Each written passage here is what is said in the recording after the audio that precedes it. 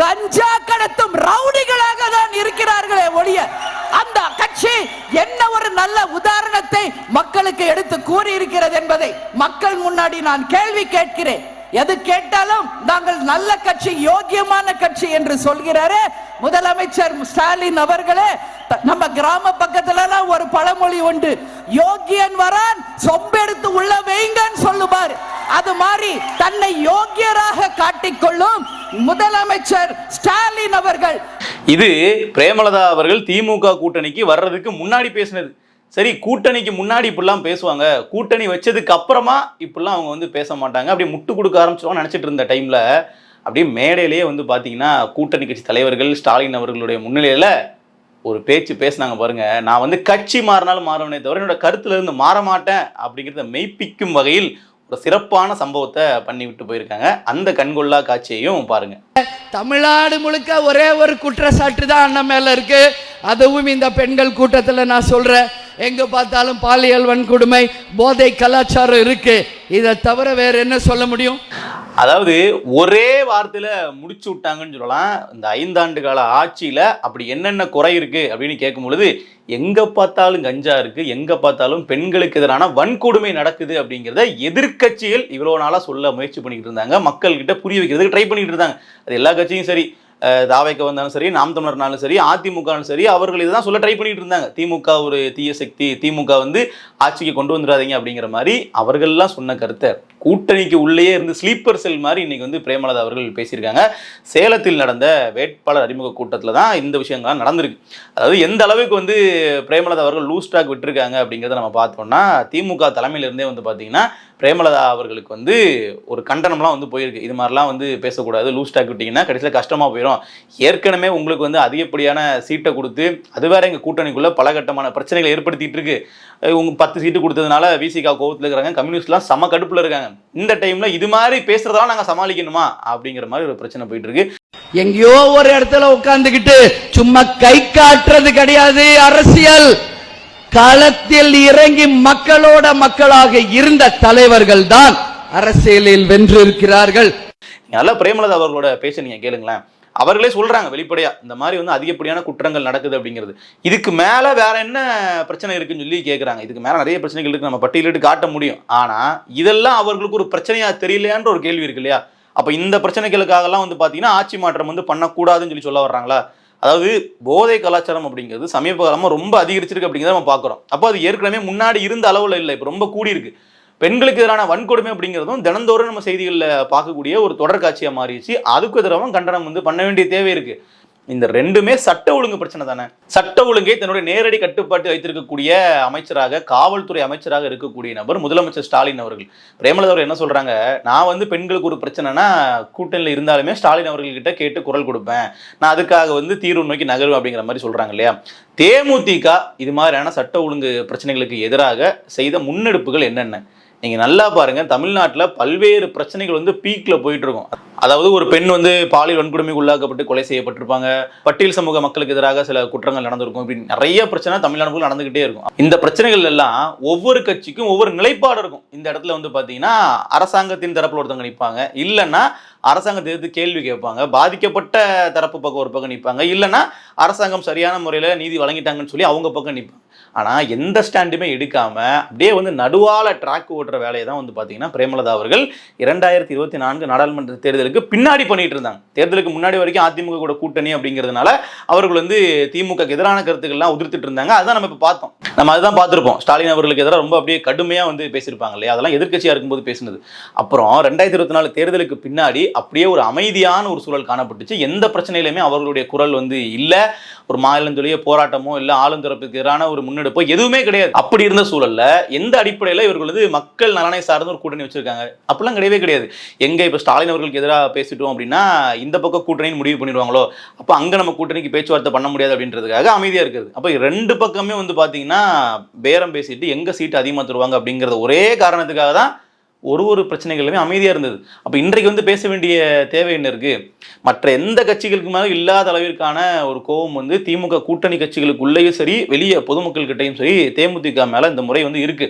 கடந்த 2024 நாடாளுமன்ற தேர்தலில் கூட விருதுநகர்ல போட்டியிட்ட விஜய் பிரபாகரன் அவர்கள் வந்து வெற்றி பெறணும் அப்படின்னு சொல்லி பலதரப்பு மக்களும் வந்து விரும்பினாங்க. சரி, ஓகே, விஜயகாந்த் அவர்கள் வந்து இறந்துட்டாரு, அந்த சிம்பத்தி ஓட்டு வந்து பாத்தீங்கன்னா எப்படியாச்சும் விஜய் பிரபாகரன் அவர்களை வெற்றி பெற வைக்கணும் அப்படிங்கிற மாதிரி தான் இருந்துச்சு. கிட்டத்தட்ட அவரும் ரொம்ப டஃப் கொடுத்து ஒரு 3000-4000 வாக்குகள் வித்தியாசத்தில் தான் வந்து பாத்தீங்கன்னா அந்த வெற்றி வாய்ப்பே வந்து பறிபோகுது. அதுவே வந்து மிகப்பெரிய அளவில் வருத்தத்தை ஏற்படுத்திச்சு. அவரோட ஜெயிச்சிருக்கணும் அப்படிங்கிற மாதிரி தான் பலர் விரும்பினாங்க. ஆனா இப்போ அந்த ட்ரெண்ட் அப்படி இருக்கானா அப்படியே வந்து மாறி இருக்கு. தேமுதிக வந்து எந்த தொகுதியிலையும் ஜெயிக்க கூடாது, அவங்களுக்கு கொடுத்துருக்கக்கூடிய 10 தொகுதிகள்லையுமே தேமுதிக வந்து வெற்றி அடையக்கூடாது அப்படிங்கிற மாதிரி தான் பொதுமக்களுடைய பார்வையே இருக்கு. காரணம் என்ன அப்படின்னா, இவர்கள் நிப்பாட்டி இருக்கக்கூடிய வேட்பாளர்களுமே கிட்டத்தட்ட 7 வேட்பாளர்கள் ஒரே சமூகத்தை சார்ந்தவங்க. எப்படி வந்து நீங்க ஒரு குறிப்பிட்ட சமூகத்திற்கு இவ்வளவு அதிகமான பிரதிநிதித்துவம் கொடுக்கலாம் அப்படிங்கிறது ஒரு கேள்வி. அதையும் தாண்டி வந்து இவர்கள் போகக்கூடிய இடங்கள் எல்லாத்துலயுமே வந்து பாத்தீங்கன்னா விசிகாவினர் வந்து புறக்கணிக்கிறாங்க அப்படிங்கிற குற்றச்சாட்டு. அது எதுக்காக? அவங்க வந்து பட்டியல் சமூகத்தை வந்து ரெப்ரசென்ட் பண்றாங்க அப்படிங்கிறதுக்காக தானே நம்மளால புரிஞ்சுக்க முடியுது. இன்னும் நீங்க பாத்தீங்க அப்படின்னா பிரேமலதா அவர்கள் வந்து திருமாவளவன் அவர்கள் வேட்பாளராக இவர்கள் வந்து அறிமுகப்படுத்தும் பொழுது அப்படியே வந்து எந்திக்காம உட்கார்ந்து சிரிச்சுக்கிட்டு இருந்தது. சிரிக்கிறது கூட தப்புலன்னு வச்சுக்கோங்களேன், அதெல்லாம் ஒன்றும் பிரச்சனை இல்லை. ஆனால் எந்திக்காம இருந்தது. அதுக்கப்புறம் வந்து புதிய தலைமுறைகள் வந்து பேட்டி கொடுக்கும் பொழுது ஸ்டாலின் அவர்கள் தானே கூட்டணிக்கான தலைவர், அவர் தானே என்னை வந்து அறிமுகப்படுத்தணும், திருமாவளவன் ஏன் அவர்களை அறிமுகப்படுத்துறாருங்கிற மாதிரி கேட்டது. இதெல்லாமே வந்து பார்த்தீங்கன்னா ஒரு பெரிய ஒரு குழப்பத்தை தான் ஏற்படுது அந்த கூட்டணிக்குள்ளேயே.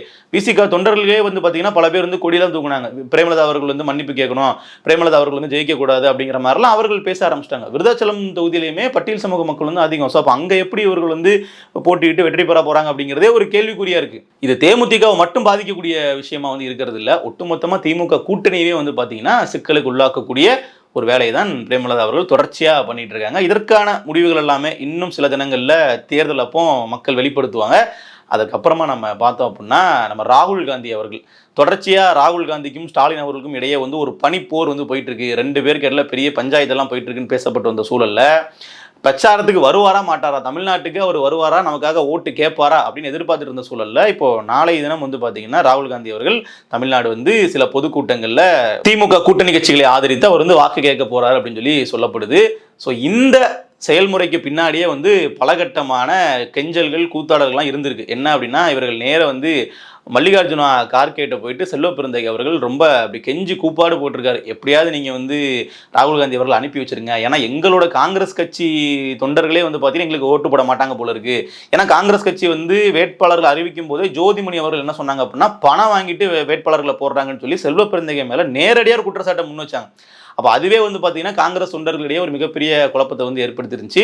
அப்போ காங்கிரஸ் கட்சியின் உட்படக்கூடிய வேட்பாளர்களுடைய வெற்றி வாய்ப்பை பெரிய அளவில் பாதிக்கிற மாதிரி இருக்குங்கிறதுனால ராகுல் காந்தி அவர்களுமே அந்த வேட்பாளர் பட்டியல் முழுமையாக அவருக்கு வந்து பிடிக்கல அப்படின்னு தான் சொல்லப்பட்டுச்சு. ஏன்னா அவருமே வந்து அந்த வேட்பாளர் பட்டியல் வந்து கிழிச்சு எரிஞ்சிட்டாருங்கிற மாதிரிலாம் செய்திகள்லாம் வெளியாச்சு. ஸோ அப்போ இந்த சூழலில் அவர்களுக்கு எதுக்கு நான் ஓட்டு கேட்டு வரணும்னு சொல்லி அவர் வந்து அப்படி ஓரமாக ஒதுங்கிக்கிட்டாரு. இருந்தாலும் அவர் வரல அப்படின்னா அதுவே வந்து எதிர்க்கட்சிகள் கையில் எடுக்கக்கூடிய ஒரு மிகப்பெரிய கேம்பெயினாக மாறிடும். பாருங்க, ராகுல் காந்திக்கே இந்த தேர்தலில் வந்து திமுக ஜெயிக்கணும் விருப்பம் இல்லைங்கிற மாதிரி ஆரம்பிச்சுடுவாங்கன்னு சொல்லி எப்படியாவது வந்து கெஞ்சி கூத்தாடி மல்லிகார்ஜுனா கார்கேட்ட, அப்புறம் சோனியா காந்தி அவர்கள்கிட்ட, பிரியங்கா காந்தி அவர்கிட்டலாம் கேட்டு அப்படியே ராகுல் காந்தி அவர்களை வர வைக்கிறாங்க. ராகுல் காந்தி அவர்களும் பிரியங்கா காந்தியும் சேர்ந்து தான் வந்து வர்றாங்க. இதில் இன்னொரு விஷயம் என்னன்னா, கடந்த முறை இதே மாதிரி கோவை பொதுக்கூட்டத்தில் ராகுல் காந்தி அவர்கள் கலந்து கொள்ளும் பொழுது ஸ்டாலின் அவர்களும் ஒரே மேடையில் வந்து கலந்து கொள்ளும் பொழுது ஸ்டாலின் அவர்களுக்கு ஸ்வீட்ஸ்லாம் வாங்கிட்டு வந்தார். எங்கள் அண்ணனுக்கு வந்து இனிப்பு பிடிக்குமா, இனிப்பு வாங்கிட்டு வந்தா அப்படிங்கிற மாதிரிலாம் சொன்னார் இல்லையா. இந்த முறை என்ன வாங்கிட்டு வருவார் அப்படிங்கிறது எல்லாருடைய கேள்வியாகவும் இருக்குது. காரணம் என்ன அப்படின்னா, ஸ்டாலின் அவர்களினுடைய பிறந்த நாளைக்கே வந்து பார்த்தீங்கன்னா ஜஸ்ட் லைக் தட் ஏதோ ஒரு வாழ்த்துக்கள் வந்து போட்டு விட்டார். சரி, ஏதோ இன்னைக்கு உங்களுக்கு பிறந்த நாள் அதனால வாழ்த்துக்கள் அப்படிங்கிற மாதிரி சொல்லிட்டு போயிட்டார். ஆனால் கடந்த பிறந்த நாளைக்கு வந்து அண்ணா என் மண்ணா அப்படிங்கிற மாதிரிலாம் பேசியிருந்தார். ஆனால் இன்றைக்கு அதெல்லாம் எதுவுமே இல்லை. அப்போவே தெரிய வந்துச்சு கூட்டணி பேச்சுவார்த்தையில் மிகப்பெரிய சிக்கல் வந்து போயிட்டு இருக்கு 2 பேர் கேட்கல. ஏன்னா கனிமொழி அவர்கள் டெல்லிக்கே போயிட்டு சீட்டு பங்கீடு குறித்து பேசும்போது எல்லாமே 41 சீட்டுக்கு குறைஞ்சி நாங்கள் ஒத்துக்கவே மாட்டோம் அப்படிங்கிற மாதிரி விடாப்பிடியாக இருந்தால் ராகுல் காந்தி அவர்கள். கடைசியாக சோனியா காந்தி அவர்கள்கிட்ட ஸ்டாலின் அவர்கள் பேசி தான் இந்த 28 சீட்டை வந்து கையெழுத்தாச்சு. அப்போ ராகுல் காந்தி அவர்களுக்கு எப்படி இருக்கும்? நம்ம பேச்சுக்கு மதிப்பே இல்லை, நம்ம கூடுதலாக கேட்ட சீட்டை கூட நமக்கு கொடுக்கல அப்படிங்கிற மாதிரி ஒரு மன வருத்தம் இருக்கும் இல்லையா. அதுதான் இந்த தேர்தலையும் வந்து வெளிப்படுது. அவர் வந்து பிரச்சாரத்துக்கே இன்னும் பெரிய அளவில் தீவிரமாக வரல. வரும்போதும் அவர் எந்த அளவுக்கு பேசுவார்ன்றது நமக்கு தெரியல. ஏன்னா ஏற்கனவே வந்து கிட்டத்தட்ட 234 தொகுதியிலையும் சூறாவளி பிரச்சாரம் செய்ய போறாரு நம்ம கமல்ஹாசன் அப்படின்னு சொல்லப்பட்டு வந்த நபர் இருக்கார் இல்லையா, ஆளையே காணங்க. இப்போ நேற்றைக்கு தான் வந்து பார்த்தீங்கன்னா சேலம் பொதுக்கூட்டத்தில் வந்து கமல்ஹாசன் அவர்கள் வந்து பேசியிருக்கிறாரு. அவர் கருப்பு சட்டெல்லாம் போட்டு வந்து பேசியிருக்கிறாரு. இதுவே ரொம்ப ரொம்ப கம்மி. நீங்கள் கடந்த நாடாளுமன்ற தேர்தலில் வந்து கமல்ஹாசன் அவர்களுடைய பிரச்சாரம் வந்து திமுகவுக்கு பெரிய அளவில் கை கொடுத்துச்சு. ஒட்டு மொத்தமாக அப்படியே வந்து பம்பர மாதிரி சுழன்று எல்லா இடங்கள்லையும் போயிட்டு தீவிரம் பிரச்சாரம் மேற்கொண்டாரு. திமுகவில் உள்ள ஸ்டார் பேச்சாளர்களே தோத்து போகிற அளவுக்கு எல்லா தொகுதிகளுக்கும் போயிட்டு பிரச்சாரம் வந்து மேற்கொண்டாரு. வாகன பரப்புரைகள்லாம் அப்படியே விடிய விடிய பண்ணிட்டு இருந்தார். ஆனால் இந்த முறை பார்த்தீங்கன்னா ஆள் அட்ரஸே காணோம். அவர் என்னதான் வந்து நாங்கள் சீட்டுகள் வாங்காமையே நாங்கள் திமுக ஜெயிக்கிறதுக்கு வேலை பார்ப்போம்னு சொல்லி அவருடைய அறிக்கைகள்லாம் சொன்னாலுமே களத்தில் இப்போ வரைக்கும் அவரை வந்து காணோம். அவர் வந்து இன்னைக்கு வேண்டா வெறுப்பாக தான் வந்து பார்த்தீங்கன்னா இந்த ஒரே ஒரு கூட்டத்திலே வந்து பேசியிருக்கிறாரு. சரி ஓகே நம்ம வந்து கூட்டணியில் இருக்கிறோம், இப்போ நம்ம பேசலைங்கிறது வெளிப்படையாக தெரியும் அப்படிங்கிறதுனாலே வந்து ஒரு கூட்டத்தில் பேசிட்டு போயிருக்காரு. இது கண்டிப்பாக மக்கள் நீதி மையத்தினுடைய அந்த வாக்குகளை திமுகவிற்கு டிரான்ஸ்ஃபர் பண்ணுறதுக்கு வாய்ப்பே இல்லை. மக்கள் நீதி மையம் கட்சி அப்படிங்கிறதே கிட்டத்தட்ட ஒரு கரைஞ்சி காணாமல் போகிற நிலைமையில தான் இருக்குது. அதில் இருக்கக்கூடிய சில நபர்கள் கூட வந்து பார்த்தீங்கன்னா திமுகவுக்கு வாக்களிக்கிறதுக்கான வாய்ப்புகள் இல்லை. ஏன்னா கமல்ஹாசனுடைய ரசிகர்கள் அப்படிங்கிற எப்பவுமே இருப்பாங்க. அந்த ரசிகர் பட்டாளமும் வந்து பார்த்தீங்கன்னா கமல்ஹாசன் அவர்களே அரசியல் ரீதியாக பின்தொடர விருப்பம் தெரிவிப்பதில்லை. பல பேர் வந்து பார்த்தீங்கன்னா இந்த முறை திமுக வந்து நம்ம கமல்ஹாசன் அவர்களே வந்து அவமானப்படுத்திட்டாங்க, அவர் கேட்ட சீட்டுகளையும் கொடுக்கல, அவர் கேட்ட மாதிரி டார்ச்லைட் சின்னத்திலையுமே வந்து நிற்கிறதுக்கு அனுமதி கொடுக்கல, அப்புறம் இதுக்கு மேலே நம்ம எப்படி வந்து திமுக கூட்டணி வைக்கணும் அப்படிங்கிற மாதிரி சொல்லி அப்படி திமுகவுக்கு இந்த முறை அவர்கள் வந்து வாக்களிக்க போவதே இல்லைன்னு சொல்லி பகிரங்கமாக சமூக வலைதளங்களிலேயே பதிவிட்ட காட்சிகளை நம்ம தொடர்ச்சியாக பார்த்துட்டு வந்துட்டு இருக்கோம். அப்போ இப்படிப்பட்ட சூழலில் தான் கமலும் சரி ராகுல் காந்தியும் சரி திமுக கூட்டணிக்கு எந்த விதமான அடிஷ்னலாகவும் இருக்க மாட்டாங்க. அவர்கள் வந்து ஒரு பிரச்சனையா இல்லாமல் வேணா ஒதுங்கி நிற்கிறாங்களே தவிர அவர்கள் கூடுதலாக வந்து திமுகவுக்கு வலு சேர்க்க போகிறது இல்லை அப்படிங்கிறது சமீப நடவடிக்கை மூலமாக தெரிய வருது. இன்னும் சில தினங்கள் தான் இருக்குது. அப்படிங்கும்போது இந்த அடுத்து வரப்போகிற ரொம்ப முக்கியமான நாட்களில் தான் இந்த அலை வந்து அப்படியே மாறுன்னு சொல்லுவாங்க இல்லையா, அதாவது கடைசி 3 நாட்களில் கடைசி 2 நாட்கள் வந்து பார்த்தீங்கன்னா தேர்தல் பேட்டர்னே வந்து மாறதுக்கான வாய்ப்பு இருக்குது. இது வரைக்கும் மக்கள் வந்து ஒரு சில பேருக்கு ஓட்டு போல நினச்சிட்டு இருப்பாங்க. இந்த கடைசி கட்டத்தில் வந்து மக்களுடைய மனநிலையே சில விஷயங்கள் வந்து மாறுங்கிற மாதிரி பார்ப்போம் இல்லையா. அது மாதிரியான விஷயங்கள் தான் வந்து பார்த்தீங்கன்னா பிரேமலதா அவர்கள் இது மாதிரி பேசுறதெல்லாம். ஸோ இதையெல்லாம் வந்து பொதுமக்கள் நிச்சயமாக கவனிச்சுட்டு தான் இருப்பாங்க. இதற்கான பதிலடியை தேர்தலில் கொடுப்பாங்கன்னு நம்பலாம். நன்றி.